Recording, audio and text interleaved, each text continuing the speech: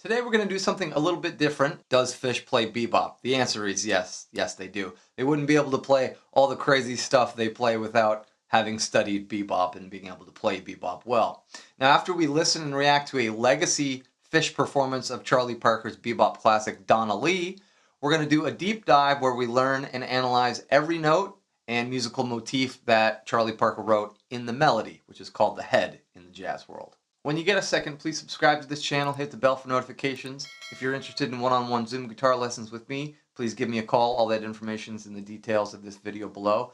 And also, if you want to show further support, I have a Patreon that you can subscribe to and get early access to videos like this or tabs that will go along with videos like this. And I'm offering a brand new tier that's only $12 a month, and you get 2 one-hour guitar lessons with me. They're called Community Open Studio Sessions, where some of my one-on-one students will be joining, and any of you who decide to join, and you can ask me anything you want, and we're just going to have kind of a hangout guitar lesson where whatever you ask me, I'll be able to answer, and hopefully answer, and demonstrate and talk about recording and guitar technique, composition, ear training, lots of music theory, because you know I love that stuff, lots of the music of Phish, every other genre under the sun. I wanted to give back to my one-on-one students that have been supporting me over the years by giving them some extra lessons here. Kind of a cool hangout session outside of our one-on-one. So if you don't mind, find the link to the Patreon. It is in the description below. All right, let's listen to Phish playing Donna Lee in June of 1989, so the YouTube says. There is a little bit of a editing glitch, or maybe a video glitch that happens a little bit into the first part of the melody. I'll call it out when you see it, but yeah, let's watch this together. I'll react a little bit to some of the things, and I'll kind of explain what's happening from a jazz player's perspective. Here we go. Trey says, you know what we're playing?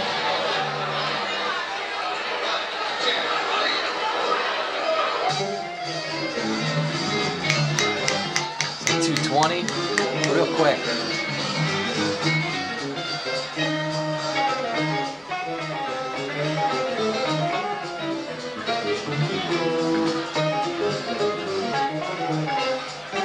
This is the second half of the head.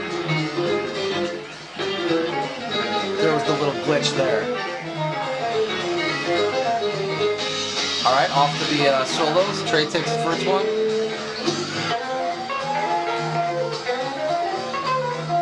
Two 5-1s all over the place. 4 chord. 6, 2, 5. Second half of the head. Now a 2-5-1 in minor, harmonic minor.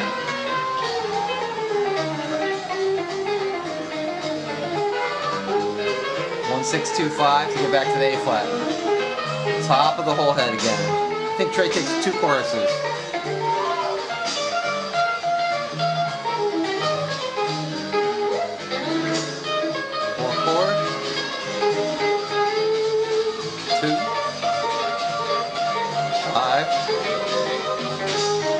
Second half of the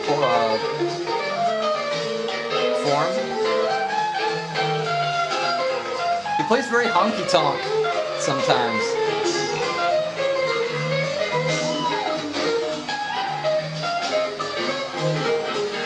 Piano solo.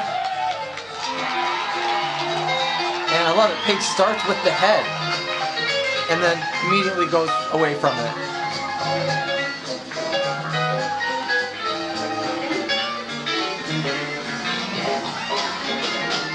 Second half of the chorus.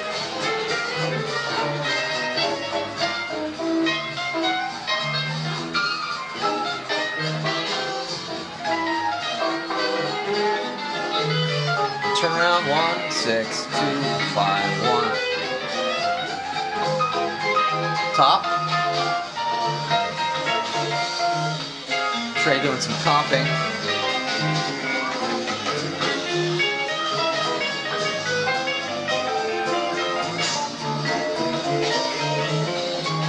Stuff.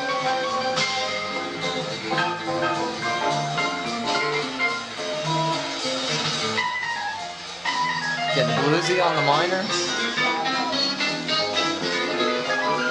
Diminished. 6, 2, 5, 1. And here's Gordo being his best Jaco Pastorius.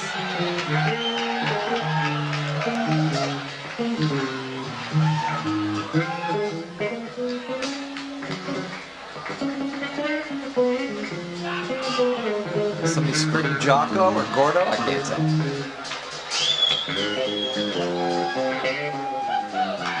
I love how relaxed he is.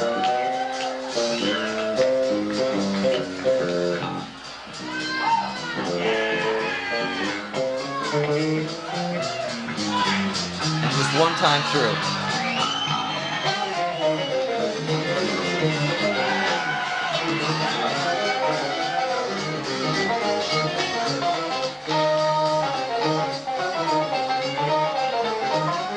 Phish just keeping time, not like playing too hard or anything.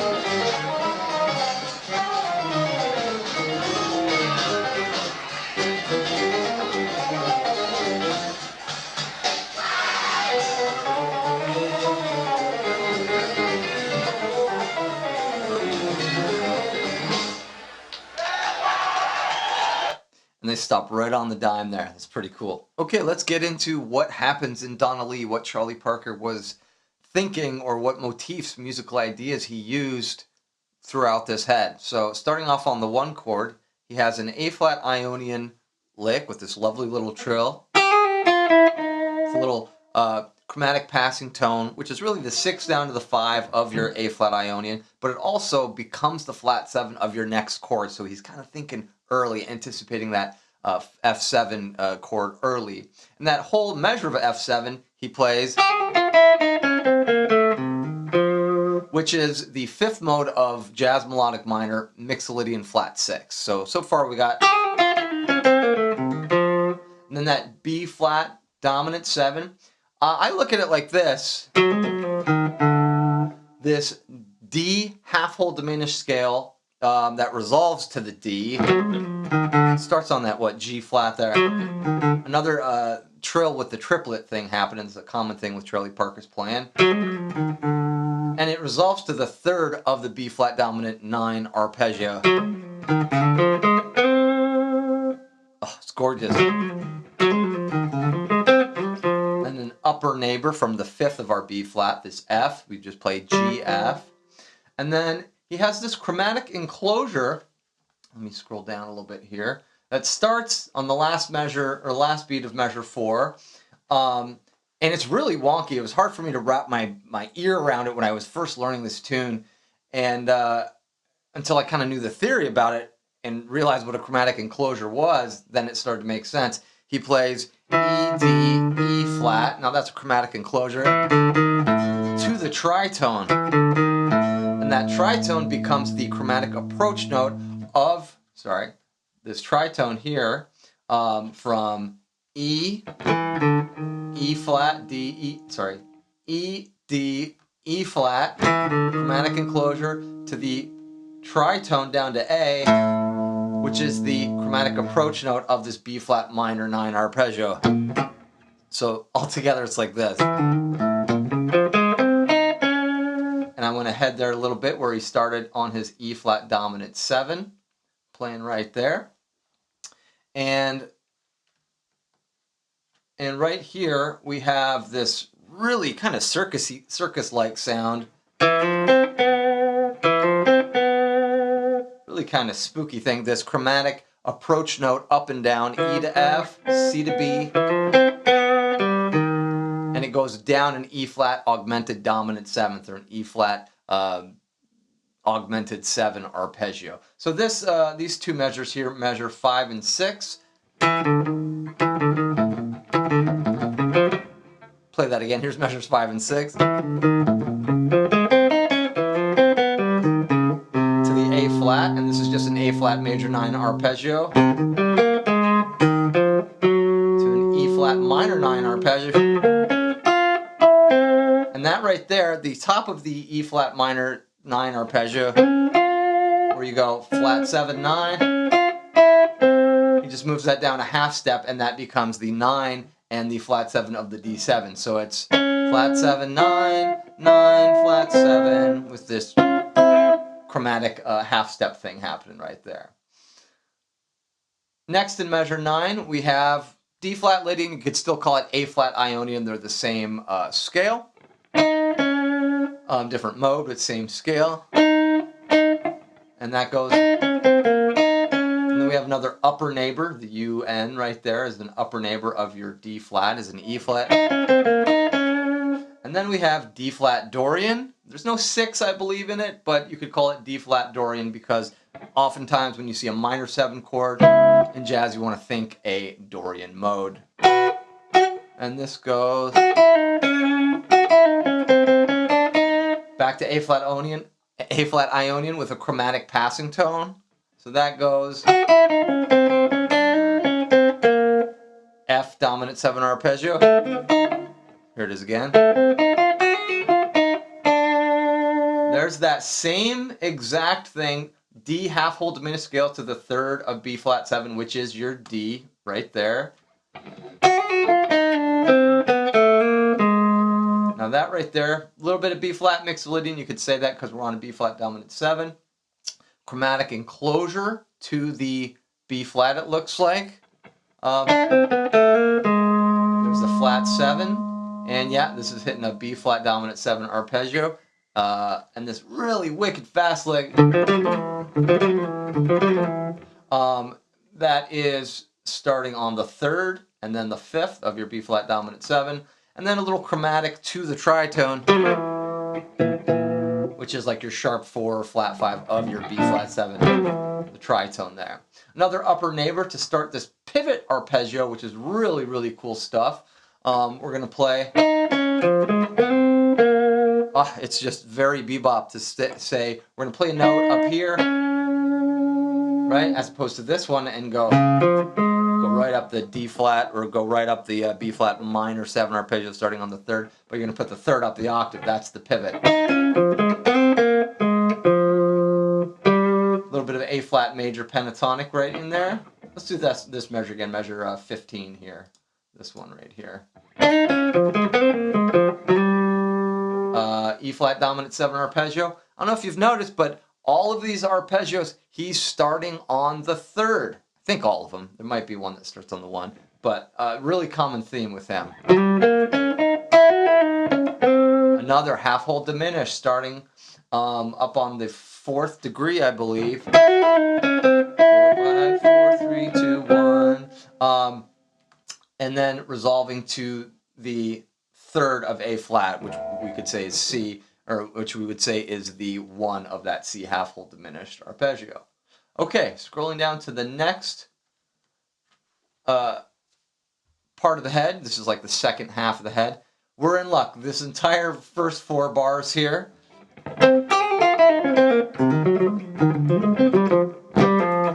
Pretty much all the same until these last two measures here. We've got the start of F harmonic minor. So if you want to study this again, go back earlier in the video. We're doing the same exact thing here. It's just like the beginning of the A section. Little variation, he now kind of modulates it to F harmonic minor. And he goes 5-3 there. There's that E natural. That's the major 7 in harmonic minor. And then I say C super Locrian here.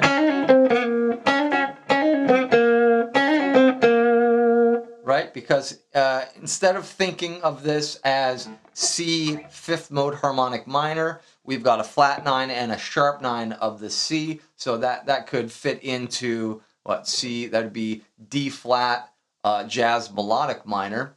I think that's right. Yeah.